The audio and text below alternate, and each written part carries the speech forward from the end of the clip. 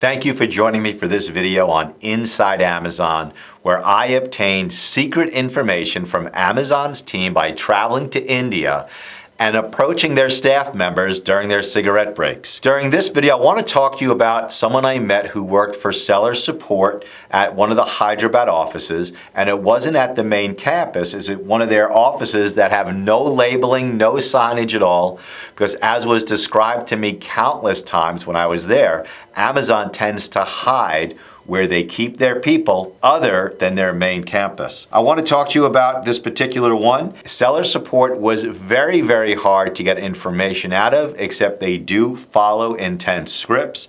They do have the ability to update the scripts, but there is an approval process.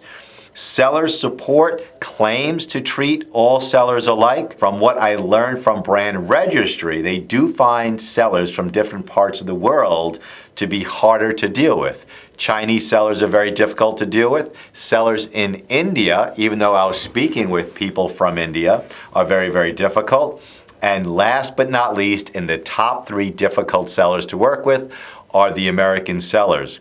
What seller support said, which was the same as what the brand registry people said, is that American sellers tend to be more knowledgeable about Amazon, but they also tend to be curt and impolite and abrupt. So if you want Amazon staff to work with you, you need to tone it down a bit because they do take things very, very personally. I tried to get information from seller support regarding why they approve some plans of action and why they reject others. I was certainly informed that they have quotas, although I couldn't identify what the quotas were, and that their time is very tight. I was told specifically that it is much faster for Amazon seller support people to ask for more information or to turn down your plan of action rather than approve it, because to approve it, they have to check certain boxes in their script. So towards the end of the shift, it only makes sense that these staff members are more inclined to simply ask for more information or to reject your plan of action. I tried to figure out how we could get our plans of action in front of seller support when they are starting their shift rather than towards the end, but I couldn't get a straight answer.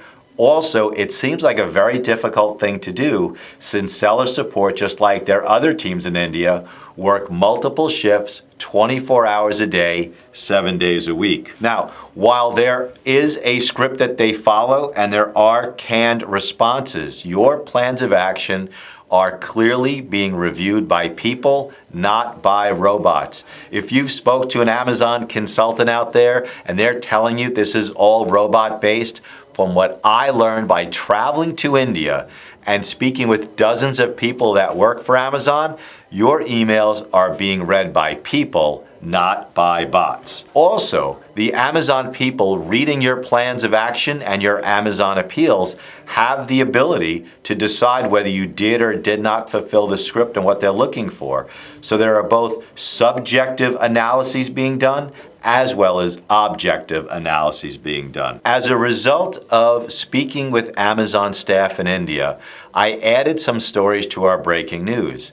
As a result of adding that information, I received a phone call from a person in the United States that worked for Amazon, also in seller support.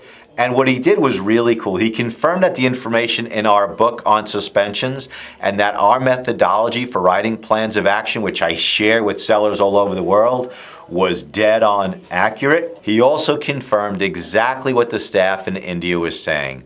Script-based, but also the ability to decide whether or not what you submit fulfills the boxes they need to check. Please join me for the rest of our Inside Amazon videos where I traveled to India to get the inside information so that you don't have to.